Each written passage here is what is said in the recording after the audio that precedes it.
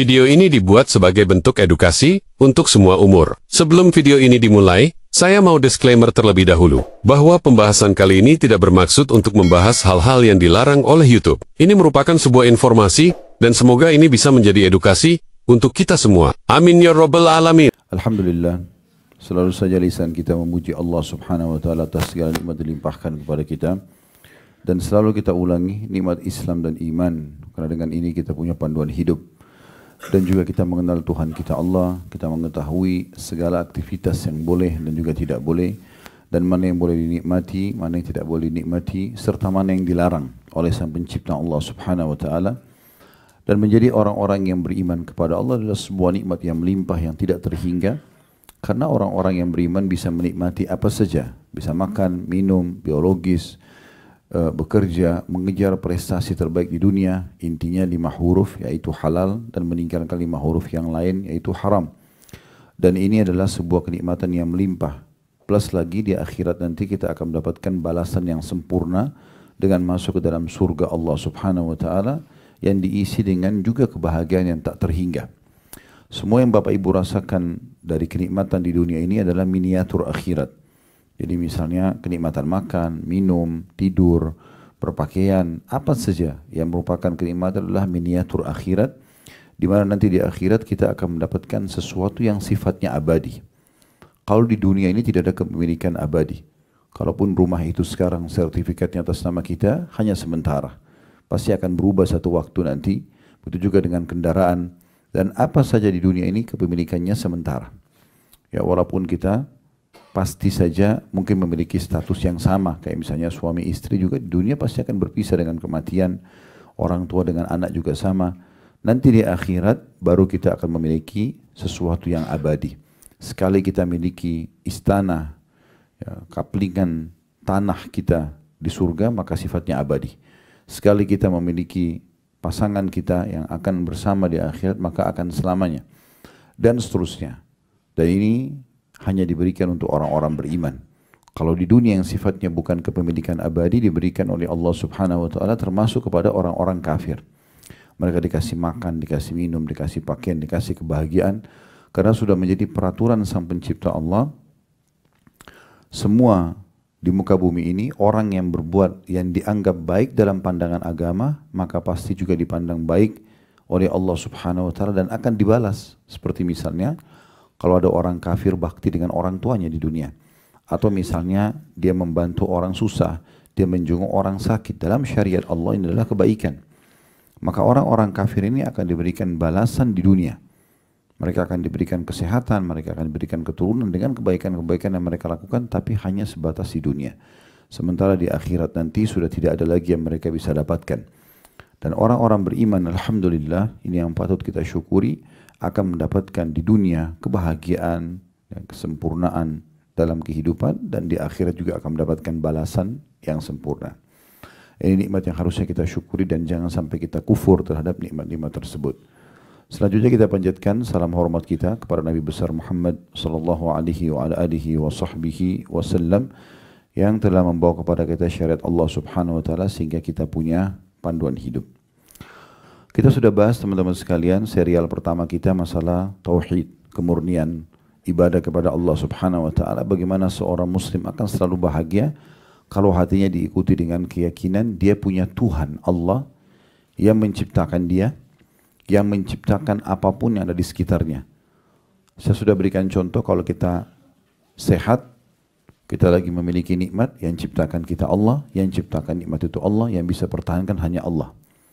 Kalau kita sedang ada ujian, yang ciptakan kita Allah, yang ciptakan ujian itu juga Allah, dan juga yang bisa mengangkatnya hanya Allah. Jadi memang ini poin dasar sekali. Kalau seandainya kita bisa faham poin ini, maka kita akan berbahagia selalu. Karena kita tahu kita punya Tuhan. Tidak perlu bergantung pada manusia, hanya bergantung kepada Allah subhanahu wa ta'ala. Kemudian serial kedua masalah introspeksi diri atau muhasabah. Bagaimana seorang muslim harus peka, membesarkan nikmat yang ada, ya, sehingga dia bersyukur dan juga ya, melihat kepekaan dalam setiap peringatan Allah. Kalau ada sesuatu yang dia tidak suka walaupun kecil, maka dia segera kembali kepada Tuhannya Allah subhanahu wa ta'ala. Kita juga sudah membahas serial ketiga masalah menuntut ilmu agama dan menjadikannya sebagai pegangan hidup. Ini juga bagian daripada sebab-sebab kebahagiaan. Serial keempat masalah pengabdian abadi, yaitu sibuk beramal soleh, dari amal soleh ke amal soleh yang lain. Dan ini juga perlu kita titik beratkan. Selepas pulang dari sini Bapak Ibu sekalian, jangan lagi berubah dari sisi ibadahnya. Jangan futur atau jauh dari agama, tapi sebaliknya harus kita bawa oleh-oleh ibadah di Mekah dan Madinah ini ke negara kita dan ke aktivitas kita sehari-hari. Nikmatnya sholat berjamaah, bagaimana kita mengejar sholat di masjid, tepat waktu misalnya, nikmatnya sedekah, nikmatnya ibadah-ibadah yang lain, zikir, berdoa, dan seterusnya. Ini kita selalu kerjakan dan usahakan ibadah yang sedang kita kerja ini. Ingat, innamal a'malu binniyat, semua sesuai dengan niatnya. Jadi selalu niatkan agar Allah subhanahu wa ta'ala ulangi buat kita ibadah ini. Ya, misalnya umrah, haji, ya. Ini terus Allah subhanahu wa ta'ala ulangi. Serial kelima sudah kita bahas tentang peka akan nikmat, atau bagaimana seorang hamba selalu bersyukur dengan cara membesarkan nikmat itu supaya dia bersyukur walaupun itu nikmat kecil di mata dia. Dan caranya adalah jangan selalu melihat segala sesuatunya itu adalah ujian semuanya. Semua tidak disukai. Bahkan sudah kita berikan penjelasan, lapar, haus, ya, semua itu juga adalah ya, nikmat Allah subhanahu wa ta'ala. Jadi kita sudah membahas masalah menerima takdir Allah atau sabar. Bagaimana setiap orang di antara kita dianjurkan bersabar. Dan sudah kita sebutkan segala macam keutamaannya. Dan sabar yang paling penting difahami adalah kalau sedang terjadi sebuah ujian, kita terima dulu sebagai keputusan Allah subhanahu wa ta'ala. Kemudian kita ikhtiar cari jalan keluar. Bangun tidur tiba-tiba sakit, berarti dibutuhkan sabar. Ya, mau keluar rumah tiba-tiba mendung misalnya, atau hujan. Tuh, butuh kesabaran. Atau kita lagi ingin membeli sebuah produk itu misalnya sudah tidak ada. Contoh misalnya. Maka semua itu butuh kesabaran. Artinya menerima dulu keputusan Allah, kemudian ikhtiar mencari jalan keluar. Nah, itu sabar. Sudah panjang lebar kita jelaskan juga. Dan kesempatan kita pada hari ini adalah serial ketujuh dari sebab-sebab kebahagiaan, pasrah kepada Allah atau bertawakal kepada Allah subhanahu wa ta'ala. Sebenarnya serial ini cukup banyak, ada 10 poin. Ya. Sebab kebahagiaan sudah saya susunkan, tapi memang tidak semuanya bisa dibahas. Ada serial ke-8 masalah sentosa tanpa dosa dan pelanggaran. Ada serial ke-9 manja pada Allah, artinya selalu berdoa dan memohon kepada Allah dan tamak dengan rahmat Allah. Dan ada serial ke-10-nya masalah selalu berbagi agar meraih tambahan rezeki, maksudnya bersedekah. Namun kita akan bahas insya Allah pada kesempatan ini tentang masalah tawakal. Bapak Ibu sekalian, perlu Anda ketahui bahwasanya agama Allah subhanahu wa ta'ala ini memerintahkan kita sebagai penganutnya atau agama Islam agar selalu berusaha. Islam ini agama bergerak. Islam paling membenci malas, ya, paling benci putus asa. Islam paling membenci orang dendam. Semuanya yang buruk-buruk itu tidak ada. Yang ada optimisme. Kita selalu bisa, kita selalu bergerak. Dan dalam sebuah syair disebutkan oleh seorang muslim, taharrak fa inna fi harakati barakah. Selalu bergerak, produktiflah, karena itu akan mendatangkan keberkahan. Ya. Nabi SAW selalu berlindung dari ya, malas, tidak mau bergerak, tidak mau beraktivitas, ya, tidak mau produktif. Itu semua Nabi SAW berlindung kepadanya. Sampai beliau menjadikan doa khusus setiap kali mau salam membaca itu, ya. Wa'udzubika minal kasali wal jubn. Dan ya Allah, aku berlindung kepadamu dari sifat malas dan juga pengecut. Ya. Karena memang Islam adalah agama bergerak. Kita lihat sendiri aktivitas kita, ya. Sholat ada gerakan badan. Kita kemarin tawaf, iya. Kita sa'i, jalan. Ya. Jadi memang agama ini agama bergerak sebenarnya. Kita bisa lihat seperti itu. Ya, kemudian juga banyak aktivitas yang lain. Seperti kita kalau ingin mendapatkan pahala dari nafkah kita bekerja, ingin berinfak, bangun masjid, kemudian jihad misalnya, itu semua butuh gerakan-gerakan. Jadi nggak mungkin bertemu antara Islam dengan orang-orang yang vakum ataupun malas, itu nggak mungkin. Ya, Islam selalu menyuruh kita bergerak. Bahkan kata Nabi SAW, kalau di tangan seseorang di antara kalian ada bibit tumbuhan dan dia tahu besok terjadi kiamat, tetap dia tancapkan. Walaupun kita sudah tahu besok akan terjadi kiamat, tidak ada kata-kata putus asa. Kita yakin Kalau kita tancap maka kita akan mendapatkan pahala dari pohon tersebut. Makanya Abdullah bin Umar radhiyallahu anhuma, beliau pada saat sudah sangat tua, rambutnya sudah putih semua, alisnya putih, jenggotnya putih semua, sudah sangat tua. Di atas 90 tahun masalah umur beliau. Beliau ya, memegang bibit pohon kurma. Dan kita tahu pohon kurma ini mirip pohon kelapa, dia cukup lama baru berbuah gitu. Walaupun nanti setelah berbuah umurnya juga panjang ya. Jadi pohon-pohon yang umur panjang itu seperti buah kurma, buah zaitun, ya itu bisa sampai ratusan tahun umurnya gitu. Nah, tapi beliau pada saat itu pegang bibit kecil, lalu beliau ingin menanamnya. Maka beliau tancapkan ke tanah. Setelah ditutup dengan tanah, ada orang-orang yang datang mengatakan, wahai Abdullah bin Umar, wahai Abdullah bin Umar, kapan kira-kira Anda akan menikmati pohon kurma ini? Kapan Anda akan menikmatinya? Maksudnya mereka pikir ini pohon masih lama, mungkin 15-20 tahun kemudian baru berbuah gitu. Maka beliau tersenyum sambil mengatakan, sesungguhnya kalau aku tidak bisa menikmatinya maka akan dinikmati oleh orang yang datang setelahku. Dan Nabi SAW mengatakan tidak ada seseorang yang menanam sebuah pohon, ya kemudian dinikmati pohon itu oleh manusia, jin atau hewan-hewan kecuali penanamnya akan panen pahalanya. Maka betul-betul dalam Islam selalu aja ada optimisme. Dan Nabi SAW juga mengatakan, aku sangat tidak suka dengan pesimis. Saya tidak bisa, saya tidak mampu, ya, dan seterusnya. Tetapi aku sangat suka dengan al-fa'al. Dan makna al-fa'al adalah kalimat optimis. Saya bisa, saya akan mampu, saya akan raih.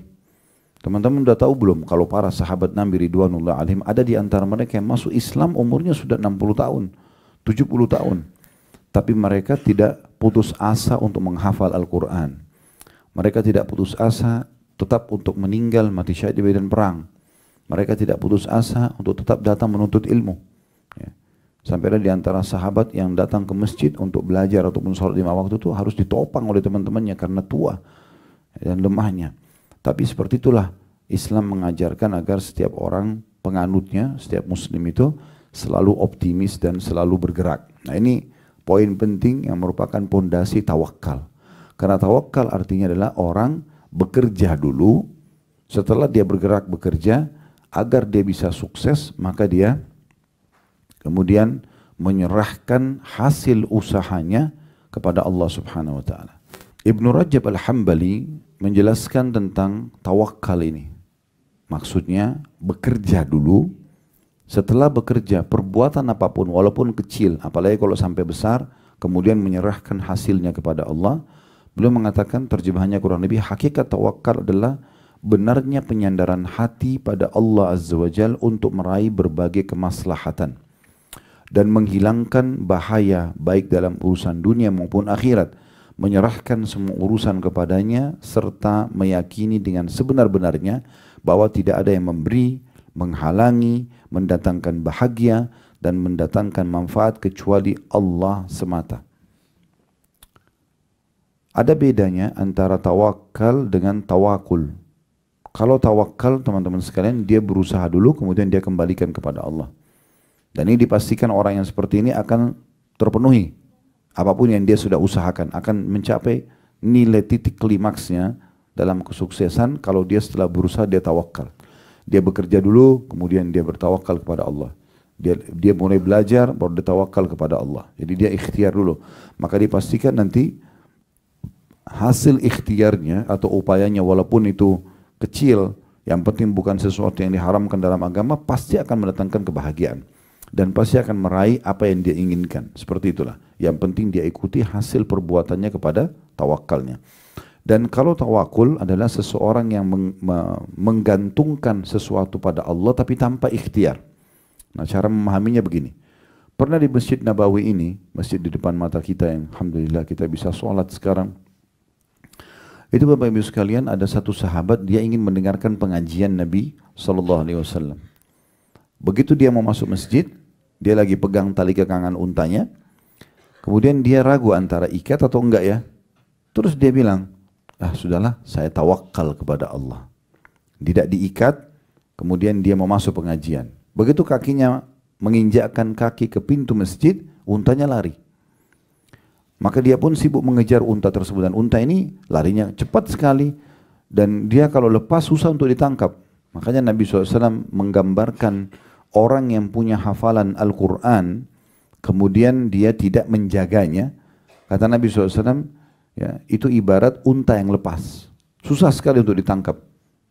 Karena unta itu apalagi kalau sudah lepas di padang pasir, ya, dia bisa hidup 3 hari 3 malam nggak makan, nggak minum.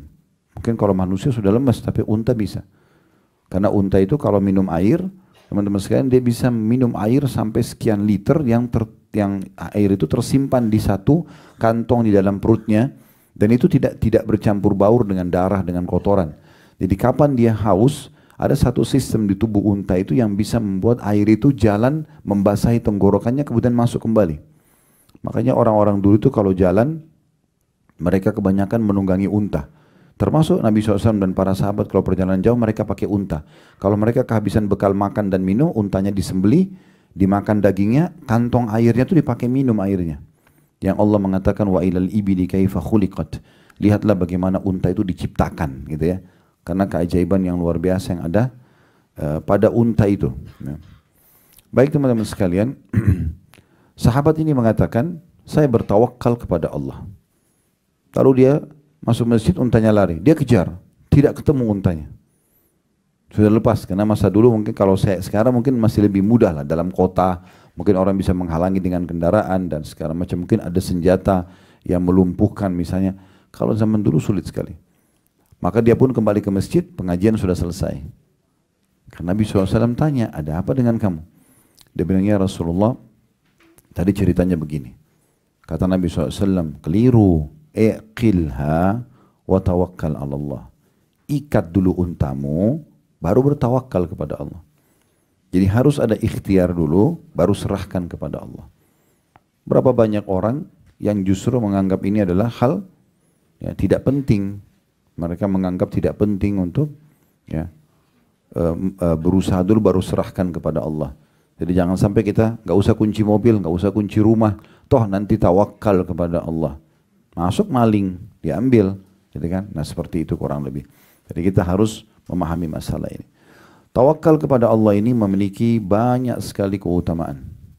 Kalau teman-teman sudah berusaha, kemudian menyerahkan hasilnya kepada Allah dengan penuh keyakinan, selama itu baik Allah akan berikan kepada kita, atau kalau itu buruk Allah akan selamatkan kita dari mara bahayanya, maka kita akan mendapatkan poin pertama, rezeki dari Allah Subhanahu wa ta'ala. Ya. Karena Allah menyebutkan dalam surah At-Talaq, surah nomor 65 ayat 3. Potongan ayatnya, wa may yatawakkal 'alallahi fahuwa hasbuh. Siapa yang bertawakal kepada Allah, maka Allah akan jadi pencukup baginya.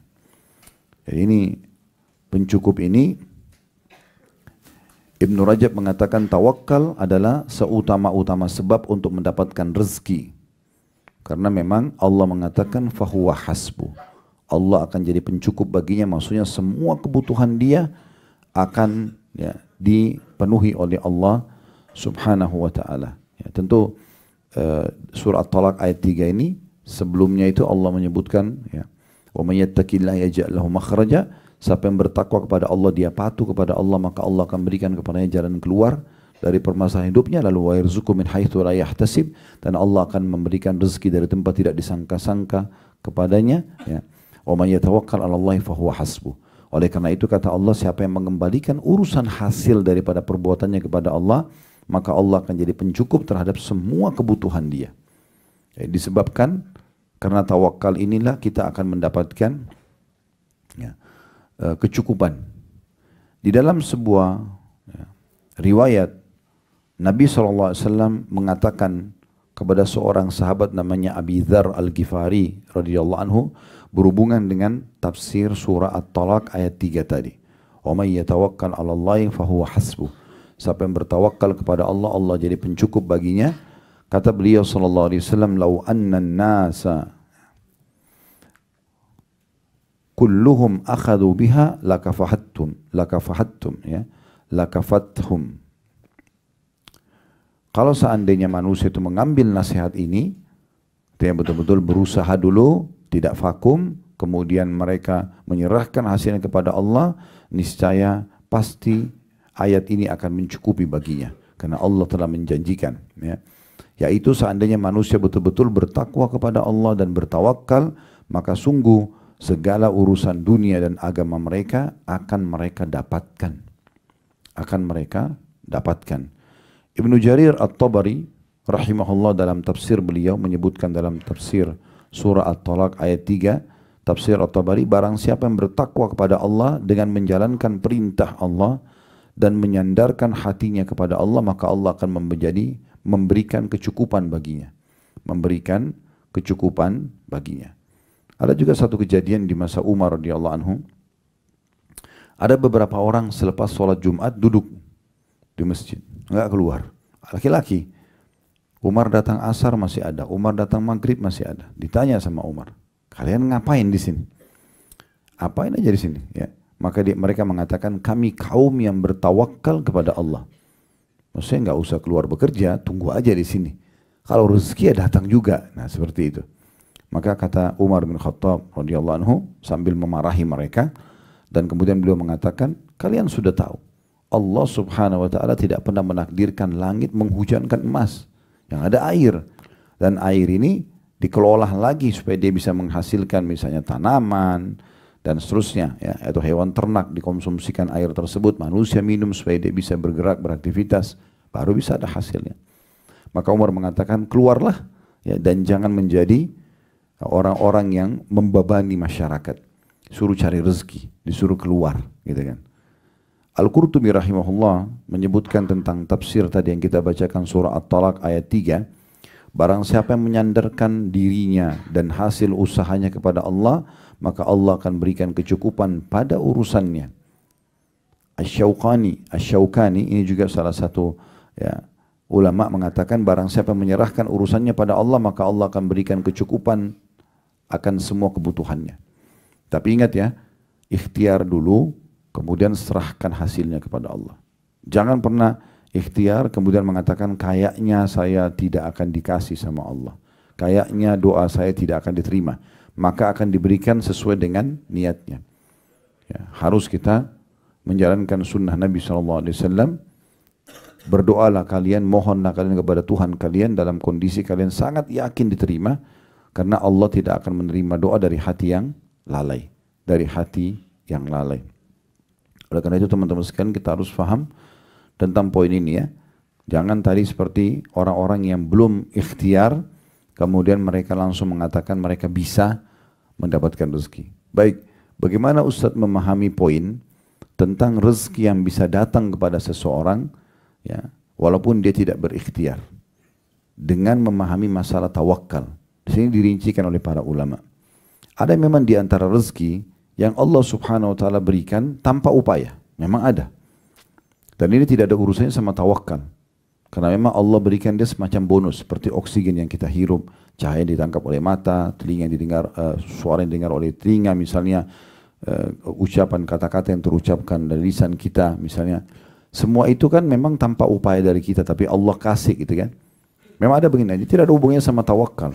Karena memang ini dasarnya tanpa upaya sudah bisa. Tapi yang berhubungan dengan harus ada upaya, seperti kita lapar misalnya. Tidak bisa kita bilang, ya Allah saya lapar, hilangkan lapar saya. Lalu hilang. Enggak, sistem yang Allah buat, kita cari makanan, kunyah dulu makanan itu, diproses di usus kita, kemudian laparnya hilang. Kita capek misalnya, Allah buat kita mengantuk, kita berikhtiar, bergerak untuk istirahat, kemudian baru hilang, dan seterusnya. Begitu juga dengan haus. Kita berdiri, kita mencari air misalnya, minum, kemudian baru ya haus tersebut hilang. Nah ini perlu difahami. Sehingga akhirnya selain daripada hal-hal yang sudah Allah tentukan tadi itu, ya memang butuh gerak, maka harus bergerak. Tidak boleh tidak. Namun jangan cuma sekedar bergerak ya. Kalau hanya sekedar bergerak lalu bangga dengan hal tersebut, tidak menyandarkannya kepada Allah, maka ini mirip nanti kasusnya Qarun. Qarun tadinya orang miskin dari kaum Nabi Musa. Allah SWT jelaskan dalam Al-Quran kalau Qarun adalah dari kaum Musa. Dia tadinya miskin sekali dan ahli ibadah. Dalam beberapa riwayat disebutkan. Tetapi yang terjadi adalah pada saat dia bertemu dengan Nabi Musa suatu waktu, lalu dia mengatakan, wahai Nabi Allah, mintalah kepada Allah agar dibukakan rezeki untukku. Nabi Musa alaihissalam pun berdoa, akhirnya dibukakan pintu rezeki. Dia jadi mahir untuk mengelola emas sampai akhirnya dia menjadi seorang pengusaha emas yang sukses. Tapi uniknya setelah dia mendapatkan semua itu, dia malah kufur kepada Allah Subhanahu wa taala. Malah tidak mau keluarin zakat hartanya, malah dia bekerja sama dengan Fir'aun untuk mencelakakan Nabi Musa, sampai akhirnya Allah jadikan tanda-tanda kebesaran bagi Bani Israel ya, dan juga bagi Fir'aun. Allah tenggelamkan Qarun bersama dengan seluruh istananya dan harta-hartanya. Dan Nabi Musa alaihissalam mengatakan tidak akan pernah ada yang bisa mendapatkan harta Qarun itu. Indonesia biasa bilang harta karun ya. Nah itu sebenarnya namanya Qarun karena semua harta dia dan dirinya ditimbun oleh Allah Subhanahu wa taala di satu lokasi yang pada saat itu di daerah Mesir, tapi sampai hari kiamat tidak akan ada yang bisa mendapatkan harta simpanan Qarun itu. Karena Nabi Musa alaihissalam menjelaskan itu setelah dibinasakan sama Allah di depan mata Bani Israel, di depan Fir'aun, mereka tahu betul istananya Qarun sangat besar, menyaingi istananya Fir'aun, hartanya banyak melimpah, pegawai-pegawainya banyak, sampai digambarkan dalam Al-Quran untuk mengangkat kuncinya saja, kunci pembuka gudangnya butuh banyak laki-laki yang kuat-kuat saking banyaknya hartanya. Maka pada saat itu Allah binasakan, dan waktu itu ada sebagian dari Bani Israel coba mau ngorek-ngorek karena tahu titik rumahnya di mana. Lalu lewatlah sebagian orang-orang beriman mengatakan Allah telah turunkan firman-Nya kepada Nabi-Nya Musa kalau harta itu tidak akan ditemukan selamanya sampai hari kiamat. Maka Allah jadikan sebagai tanda-tanda kebesaran karena dia tidak menyerahkan urusannya kepada Allah. Dia anggap itu semua kemampuan dia. Oh bapak sama ibu pintar ya, cerdas ya sampai profesor. Ya itu karena memang saya hebat. Nah ini berbahaya sekali. Mirip sama Qarun. Alhamdulillah Allah sedang amanahkan ini misalnya. Yani memang saya cuma coba ikhtiar, Allah yang memberkahi. Nah itu contohnya. Ini perbedaan antara orang yang tawakal dengan orang tidak tawakal gitu. Ya, itu poinnya. As-Sa'di berkata rahimahullah, barang siapa yang menyandarkan diri pada Allah dalam urusan dunia maupun agama untuk meraih manfaat, saya ulangi, barang siapa yang menyandarkan diri pada Allah dalam urusan dunia maupun agama untuk meraih manfaat dan terlepas dari kemudaratan, maka ia pun menyerahkan urusannya pada Allah, maksudnya supaya hasil usahanya maksimal dan juga tidak kena mudarat. Dia minta kepada Allah agar diselamatkan, maka Allah akan mencukupi urusannya. Jika urusan tersebut diserahkan pada Allah yang maha mencukupi atau Al-Ghani, diserahkan kepada Zat yang maha kuat atau Al-Qawi, diserahkan kepada Zat yang maha perkasa atau Al-Aziz, dan juga diserahkan kepada Zat Ar-Rahim yang maha pengasih, maka hasilnya pun akan baik dari cara-cara yang dia tidak sangka. Namun kadang hasil tersebut tidak datang saat itu juga dan diakhirkan sampai waktu yang paling tepat. Maka Maha Suci Allah yang lebih mengetahui kapan seorang hamba itu mengetahuinya atau kapan hamba itu akan mendapatkannya.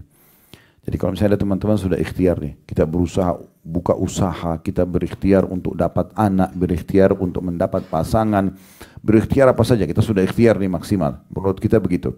Nah, tinggal tawakal kepada Allah, serahkan kepada Allah dengan dia dalam hati begitu, menyandarkan ini hasilnya kepada Allah, maka Allah akan mudahkan nanti. Ada orang yang diberikan langsung, ada orang yang ditunda sampai waktu yang Allah lebih tahu itu tepat buat dia. Kalau diberikan misalnya sekarang, maka mungkin akan luput dari dia syukur, akan luput dari dia mendapatkan pahala sabarnya misalnya. Tapi Allah terlambatkan sampai waktu tertentu. Tapi yakinlah teman-teman sekalian, tidak ada orang yang berdoa di muka bumi ini muslim asal dia ikhlas kepada Allah kecuali akan diijabah. Itu perkataan Nabi SAW dalam hadis sahih. Tidak ada seorang muslim yang berdoa di muka bumi ini kecuali pasti akan diijabah oleh Allah Subhanahu wa taala. Dalam riwayat lain, kecuali melalui 3 tahapan. Yang pertama diberikan langsung pada saat itu, yang kedua akan dihilangkan musibah akan menimpa dia dengan doa itu, atau akan disimpankan dalam bentuk pahala yang dia panen pada hari kiamat. Kenapa Ustaz masih ada doa saya yang belum saya lihat hasilnya? Mungkin dia belum tawakal, dia belum menyandarkan urusan itu kepada Allah. Tidak diikuti dengan keyakinan Allah akan terima, tapi ragu-ragu, diterima enggak ya? Kok saya belum lihat hasilnya? Nah ini yang Nabi SAW mengatakan, akan diterima permintaan seseorang dari kalian selama dia tidak tergesa-gesa. Kata para sahabat, ya Rasulullah bagaimana cirinya orang tergesa-gesa? Kata Nabi SAW, dia mengatakan aku telah berdoa, belum lihat hasil, lalu dia berhenti berdoa. Sehingga akhirnya dia tidak jadi mendapatkan apa yang dia harapkan tersebut. Jadi ini Poin pertama, Allah akan berikan kepadanya rezeki dari tempat tidak disangka-sangka dengan bertawakal kepada Allah Subhanahu wa taala. Yang kedua yang didapatkan adalah, tentu juga ada sebuah riwayat sahih, riwayat Bukhari ya. Kata Nabi SAW, kalau kalian betul-betul bertawakal kepada Allah, niscaya Allah akan memberikan kepada kalian rezeki seperti ibarat seekor burung yang keluar pagi hari dalam kondisi lapar, pulang di sore hari dalam kondisi perutnya sudah kenyang. Dari mana rezekinya nggak tahu. Tapi burung-burung, hewan-hewan, semuanya miliaran makhluk di muka bumi ini yang punya denyut kehidupan, mereka diberikan rezeki oleh Allah SWT. Dari kecil sampai besar, dan berapa banyak nikmat Allah yang melimpah yang sudah kita nikmati dari makanan, dari minuman, dari pakaian dan segala macam hal yang mungkin kalau kita hitung tidak akan mungkin bisa mampu kita menulisnya atau menghitungnya karena terlalu banyak. Ya. Manusia mudah kufur nikmat, mudah melupakan nikmat Allah Subhanahu wa taala, maka akhirnya mereka tidak bisa menilai kebaikan Allah Subhanahu wa taala. Jadi kalau kita betul-betul bertawakal seperti seekor burung, maka akan diberikan oleh Allah Subhanahu wa taala. Saya berikan contoh yang lain. Pernah ada seorang salafus saleh dulu, dia keluar dari kebun kurmanya, kemudian dia melihat ya, di kebun kurma itu pekerjaan sangat banyak dan sangat letih, dia capek sekali. Maka dia pun keluar dari kebun kurmanya, di sebelah kebun kebetulan ada sungai. Dia duduk di situ, kemudian dia melihat ke arah air tersebut sambil dia mengatakan, kalau seandainya Allah memberikan balasan maksimal dari usahaku hari ini, aku capek sekali. Sebagai rezekiku, dia minta agar Allah berikan hasilnya. Lalu Allah berikan pelajaran penting kepada dia. Apa pelajarannya? Tiba-tiba di depan matanya disebutkan dalam kisah ini, lewat sebatang pohon. Di atas batang pohon itu ada seekor burung bangau, matanya buta burung bangau itu, dan salah satu kakinya patah. Dia berada di atas satu dahan pohon. Di atas dahan pohon kakinya, dia cuma tertopang satu kakinya, matanya buta, dan di atas batang pohon kakinya satu patah, dan dahan pohon itu lagi jalan mengalir bersama air. Maka orang ini mengatakan, saya ingin tahu bagaimana Allah memberikan rezeki kepada burung bangau ini. Subhanallah, sementara dia lagi merenungi kejadian tersebut, Allah ingin menghiburnya dan memperlihatkan kepada dia sebuah pelajaran penting. Maka dari kejauhan ada satu burung elang terbang, kemudian mencengkram ikan dengan kukunya. Setelah itu dia terbang kembali. Pas burung elang itu terbang, lepas cengkeraman kakinya dari ikan yang dia pegang, cengkeraman kukunya ke ikan itu, dan ikan itu jatuh pas di depannya burung bangau yang ada di atas batang pohon tadi. Burung bangau ini hanya mencium bau ikan, kemudian menurunkan kepalanya lalu kemudian memakannya. Lalu dia mengatakan, Maha Suci Allah yang telah menentukan rezeki hamba-hambanya. Dalam kisah yang lain, Ibnu Qayyim rahimahullah juga pernah, beliau melihat ada seekor ular pada saat beliau ingin menuju ke satu tujuan, dan ada ular jalan di semak belukar, tapi kelihatan ular itu terlihat matanya semuanya putih. Ya. Matanya semuanya putih. Ya. Berarti ular itu buta. Maka kata Ibnu Qayyim rahimahullah, saya ingin lihat bagaimana Allah kasih rezeki kepada ular ini. Kemudian Ibnu Qayyim bilang, saya ikutin. Ular itu pelan-pelan di antara semak belukar. Ular ini jalan terus sampai kesentuh badannya di satu dahan pohon. Dia pun naik ke atas. Begitu dia naik ke atas, Ibnu Qayyim bilang, saya angkat kepala saya melihat ular ini mau kemana. Ada dahan pohon. Ya. Kemudian ular itu naik ke atas. Di sebelahnya rupanya di dahan pohon itu ada satu anak burung yang sedang membersihkan sayapnya, tidak sadar kalau di sebelahnya ada ular. Ular juga buta, tidak melihatnya. Tapi begitu dia mencium bau burung tersebut, dia menyergapnya dan memakannya. Kata Ibnu Qayyim, Maha Suci Allah yang telah menentukan rezekinya burung ini. Ya. Dan ini sebuah hal yang luar biasa gitu. Kemudian teman-teman sekalian, yang kedua yang bisa kita dapatkan adalah seseorang kalau bertawakal selain mendapatkan rezeki, maka juga dia akan masuk surga tanpa hisab. Jadi ini keutamaan yang luar biasa. Orang kalau menyerahkan hasil usaha, berusaha dulu lalu dia sandarkan kepada Allah, diikuti dengan penuh keyakinan Allah akan memberikan apa yang dia harapkan, apa yang dia minta, baik dalam waktu dekat atau mungkin ditunda beberapa saat, dan dia jangan putus asa, terus dia kejar dan minta kepada Tuhannya, terus dia manja dan mohon kepada Tuhannya, maka Allah akan kasih. Puncaknya dia akan dibalas nanti masuk ke dalam surga. Sebagaimana hadits Ibnu Abbas radhiyallahu anhuma, beliau mengatakan bahwasanya Rasulullah SAW bersabda, "Yadkhulul jannata min ummati sab'una alfan bighairi hisab." Akan masuk surga dari umatku 70.000 tanpa dihisab. Ya, semoga kita termasuk insyaallah ini. Tanpa dihisab maksudnya tidak pula lagi ditimbang-timbang amalnya.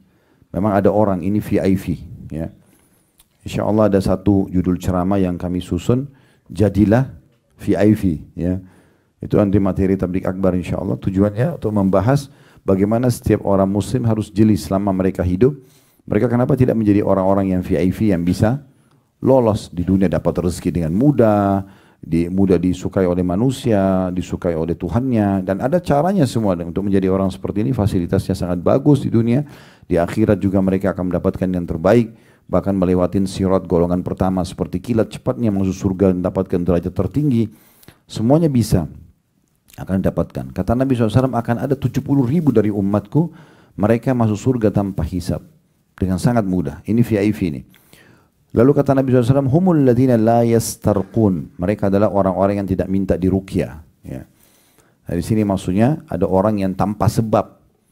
Tidak ada masalah sihir, tidak ada masalah apa, tapi mereka suka bergantung pada ruqyah. Bisa bermakna itu, kalau ruqyahnya adalah ruqyah membaca ayat-ayat Al-Quran untuk berobat, atau bisa juga bermakna ruqyah di sini adalah ruqyah, ya, minta dalam secara etimologi atau bahasa, minta guna-guna, orang yang minta diguna-gunain, ya. Karena dia dalam secara etimologi juga bisa bermakna bacaan yang ditiupkan, gitu ya.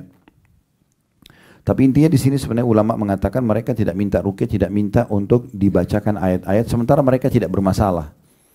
Kalau ada seseorang antara kita memang ada rasa masalah, misalnya dia merasa memang sering kesurupan, sering ketindihan, sering mimpi-mimpi buruk misalnya, lalu dia minta diruqyah, ini berbeda, bukan tidak masuk dalam hadis ini. Ya, mereka orang-orang yang tidak disebutkan dalam hadis ini, karena Nabi SAW pernah menyuruh istri-istri beliau diruqyah. Ya, pernah Aisyah diruqyah, Nabi SAW pernah diruqyah oleh Jibril pada saat beliau sakit. Ya, waktu Jibril dalam hadis sahih menanyakan kepada Nabi SAW, ada apa dengan Muhammad? Kata Nabi SAW, aku sedang sakit, terganggu. Maka Jibril pun membaca doa ruqyah masyhur, Bismillah arkik min kulli syarrin yu'dhik wa min syarri nafsin wa ainin hasid Allah yashfiki bismillah arkik. Maka ini ya yang dibaca oleh Jibril kepada Nabi Muhammad SAW tentang doa ruqyah. Ya, berarti dibolehkan gitu ya. Bahkan kata Nabi SAW, la ba'sa birruqyah ma lam takun syirkan. Boleh beruqyah selama tidak ada kesyirikan di situ. Maksudnya adalah memang ada sebabnya. Ya. Kemudian yang kedua, wala yatatayyarun, dan mereka tidak ya menggantungkan nasibnya pada benda-benda atau menganggap adanya sial-sial, ya. Maka ini juga ciri orang yang masuk surga tanpa hisab. Mereka tidak tatayur. Nah, asal mula bahasa tatayur Bapak Ibu sekalian adalah orang-orang Arab dulu. Mereka punya satu tradisi. Mereka datangin satu dukun di Mekah. Dukun itu dibayar. Kemudian dukun ini siapin satu kotak. Di situ ditaruh 3 lembar bulu burung merpati, ditulis lakukan, yang kedua tidak lakukan, yang ketiga kosong. Setiap kali dia melakukan satu aktivitas, maka dia selalu menggantungkan nasibnya pada bulu burung itu. Dia datang, dibayar dukun itu, dimasukkan tangannya dalam kotak, dia dengan tutup mata, nanti kalau keluar tulisan lakukan berarti dianggap dia akan sukses, kalau keluar jangan lakukan berarti dianggap akan ada musibah menimpa kalau dia lakukan, safar, bekerja, menikah dan seterusnya. Dan kemudian kalau keluar yang tidak ada tulisan dia harus mengulanginya. Ini namanya tatayur. Atau ada tradisi jahiliyah yang lain, mereka ambil burung, kemudian mereka terbangkan burung itu. Kalau ke arah yang dia akan pergi ke sana, ya, misalnya dia mau ke arah barat, burungnya itu terbang ke arah barat, berarti dia akan selamat di jalan. Kalau arahnya ke arah, lawan arahnya yang dia mau pergi, berarti dia akan celaka. Nah, ini namanya tatayur, ini tidak boleh. Ya, kalau Bapak Ibu ingin masuk surga tanpa hisab, tidak boleh tatayur. Nah, masuk dalam tatayur ini seperti kemarin kita kasih contoh ya, kalau tangan kanan gatal, ya itu kemudian mau keluar uang, tangan kiri gatal mau dapat uang, kelopak matanya kedap-kedip atas mau senang, kalau di bawah mau sedih, ya apalah, mungkin Bapak Ibu lebih tahu tradisi di sebagian kota kita, maka itu semua tidak boleh, itu masuk dalam tatayur, ya menggantungkan nasib pada benda-benda seperti ini nggak boleh, atau menganggap ada hari sial, ya hari Selasa itu dianggap hari sial misalnya. Kalau ada orang kecelakaan, oh memang karena hari Selasa, nah itu semua termasuk tatayur. Kemudian Nabi SAW mengatakan ciri yang ketiga orang masuk surga tanpa hisab, wa ala rabbihim yatawakkalun, dan mereka bertawakal kepada Rabb mereka. Ternyata ini penyebab seseorang itu masuk ke dalam surga tanpa hisab, masuk ke dalam surga tanpa hisab. Jadi ini penting sekali untuk difahami, gitu ya. Dari dalam merealisasikan tawakal ini tidaklah menafikan seseorang untuk berusaha dan mencari sebab-sebab yang telah Allah tentukan. Ya, bahkan dianjurkan orang untuk berikhtiar dan mencari sebab-sebabnya. Hanya saja setelah dia berusaha, maka dia serahkan kepada Allah subhanahu wa ta'ala. Ya. Al-Munawi coba menanggapi hadis tadi yang saya sebutkan tentang burung, ya. Yang kata Nabi SAW, "Lau annakum tatawakkaluna 'ala Allahi haqqa tawakkuli." Kalau kalian benar-benar bertawakal kepada Allah sebenar-benar tawakal, maksudnya menyerahkan setelah berusaha hasilnya kepada Allah, la razaqakum, maka pasti Dia akan memberikan kepada kalian rezeki kama yarzuqut tayra, sebagaimana Allah memberikan rezeki seekor burung, tagdu khimasan wa taruhu bitana, yang pergi pada pagi hari dalam kondisi lapar, kembali sore hari dalam kondisi kenyang. Al-Munawi mengatakan tentang tangkapan hadis ini, burung itu pergi pada pagi hari dalam keadaan lapar, dan karena dia ikhtiar, dia keluar bekerja, dia berusaha mencari, maka ketika tiba sore hari dia kembali dalam keadaan kenyang. Namun usaha ini bukanlah yang memberi rezeki, yang memberi rezeki adalah Allah Ta'ala. Hal ini menunjukkan bahwa tawakal tidak harus meninggalkan usaha. Tawakal haruslah dengan melakukan berbagai usaha akan membawa hasil yang diinginkan, dan pasti akan diberikan rezeki, ya, dari tempat-tempat yang tidak disangka. Ibnu Allan mengatakan bahwa As-Suyuti sempat berkata, ini nama-nama ulama, Al-Baihaqi mengatakan dalam Syu'abul Iman, hadits ini bukanlah dalil untuk duduk-duduk santai, enggan melakukan usaha untuk memperoleh rezeki. Bahkan hadis ini merupakan dalil yang memerintahkan untuk mencari rezeki, karena burung tersebut pergi di pagi hari untuk mencari rezeki. Jadi yang dimaksudkan dalam hadis ini, wallahu alam, seandainya, kata beliau, ya, mereka bertawakal pada Allah Ta'ala dengan pergi, berusaha dulu, dan melakukan segala aktivitas dalam mengais rezeki, kemudian melihat bahwa setiap kebaikan berada di tangan Allah dan dari sisinya, maka mereka akan memperoleh rezeki tersebut sebagaimana burung yang pergi pada hari dalam keadaan lapar dan kembali sore hari dalam keadaan kenyang. Dan ingatlah bahwa mereka tidak hanya bersandar pada kekuatan tubuh dan usaha mereka saja, atau bahkan mendustakan, ya, apa yang telah Allah takdirkan baginya, karena itu semua menyelisihi makna tawakal. Makna tawakal, ya. Nabi SAW berikhtiar. Beliau seorang Nabi, harusnya bisa saya duduk, manis, selesai. Tapi Nabi SAW berdagang. Hidup Nabi itu terbagi menjadi beberapa fase. Fase pertama, mulai dari 8 tahun kita hitungnya, karena dari umur sebelum 8 tahun beliau masih dinaungi oleh ibunya sampai 6 tahun, kemudian 6 sampai 8 tahun kakeknya, semua kebutuhan dipenuhi. Nah, mulai 8 tahun di sini beliau SAW sudah mandiri. Karena hidup bersama pamannya Abu Thalib yang miskin, maka beliau sudah mulai ikhtiar. 8 tahun sampai umur 21 tahun, ya, kurang lebih 11 tahun, di situ beliau ikhtiar. Ini 13 tahun. Beliau ikhtiar mengembala domba. Umur 8 sampai umur 21 tahun. Itu kurang lebih 13 tahun beliau ikhtiar untuk mengembala domba supaya bisa menghidupi hidup beliau. Ini tidak mungkin terjadi kecuali memang karena didikan dari Allah SWT. Kemudian setelah itu dari umur 21 tahun sampai 40 tahun jadi Nabi, itu fase di mana 19 tahun beliau jadi pengusaha. Dan menjadi pengusaha yang sukses. Setelah itu masa Nabi kenabian 40 tahun sampai meninggal 63 tahun, ini adalah gabungan semuanya. Beliau tetap berusaha, beliau tetap juga menjadi da'i, menjadi nabi, beliau juga menjadi seorang mujahid, dan terus memotivasi para sahabat untuk meraih semua prestasi-prestasi dunia dengan bertawakal kepada Allah Subhanahu wa Ta'ala. Juga Allah Subhanahu wa Ta'ala telah menjanjikan kepada Nabi-Nya SAW kemenangan di Khaybar, ya, kurang lebih 180 km dari sini ada benteng Yahudi, ada 9 benteng Yahudi yang ditaklukkan oleh Nabi SAW di perang Khaybar itu. Waktu itu turun firman Allah SWT, sebelum ke Khaybar, Allah akan berikan kemenangan kepada Nabi SAW dan pasti menaklukkan 9 benteng itu. Pertanyaan sederhana, apakah Nabi SAW setelah menerima berita gembira ini, kemudian duduk manis, udah di Madinah aja, toh juga akan dapat kemenangan, Allah sudah janji. Tidak. Beliau bentuk pasukan, beliau membawa senjata terbaiknya, kuda terbaiknya, kemudian menuju ke Khaybar. Dan apa Bapak Ibu sudah tahu waktu tiba di Khaybar itu para sahabat teriak-teriak, Allahu Akbar, Allahu Akbar. Itu lihat benteng Yahudi. Ini yang Allah janjikan. Kata Nabi SAW, jangan kalian teriak-teriak dalam memanggil Tuhan kalian, karena Allah tidak tuli. Cukup dengan suara biasa saja. Dan jangan berharap bertemu dengan musuh kalian, berharaplah musuh dengar kalian, mereka ketakutan. Ya, sehingga kalian sudah menang tanpa peperangan. Tapi kalau kalian harus berhadapan, maka kokohkanlah kaki kalian. Tapi Nabi SAW ikhtiar, dan Bapak Ibu perlu tahu, benteng pertama saja, benteng Naim namanya, atau benteng Naim. Benteng Naim ini dikepung oleh Nabi SAW 43 hari. Dan sementara pengepungan itu sempat ada masa kelaparan. Dan sempat kelingking beliau kena anak panah Yahudi. Padahal sudah dijanjikan kemenangan. Tapi Nabi SAW terus ikhtiar mengejar janji Allah itu. Tidak berhenti. Nah ini hakikat tawakal di situ. Jadi dia walaupun sudah dijanjikan misalnya orang muslim akan dikasih rezeki, orang yang doa akan diterima. Beliau selain berusaha, beliau juga mengejar dan coba meraih apa yang sudah Allah janjikan itu. Dan begitu juga Allah menyebutkan dalam surah Al-Anfal tentang pentingnya setiap orang di antara kita mempersiapkan diri untuk berperang. Ya. Bukan berarti orang mukmin itu dijanjikan kemenangan oleh Allah. Allah bisa turunkan malaikat membantu dalam peperangan, mereka lalu tidak ikhtiar, tidak, mereka latihan, mereka melatih kudanya, mereka menajamkan pedangnya, mereka menajamkan anak-anak panahnya, ujung anak panahnya, dan seterusnya. Ini ikhtiar.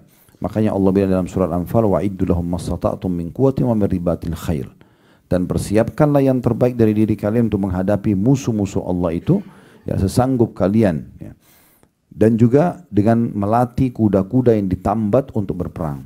Jadi semua ini adalah makna daripada tawakal kepada Allah Subhanahu wa ta'ala. Ini kurang lebih gambaran tentang masalah tawakal. Maka kita harus memahami, kerja dulu, berusaha dulu, kemudian kita serahkan kepada Allah Subhanahu wa ta'ala. Mungkin begitu saja, kita tutup dengan kafaratul majlis. Subhanakallahumma bihamdika asyhadu an la ilaha illa anta astaghfiruka wa atubu ilaik.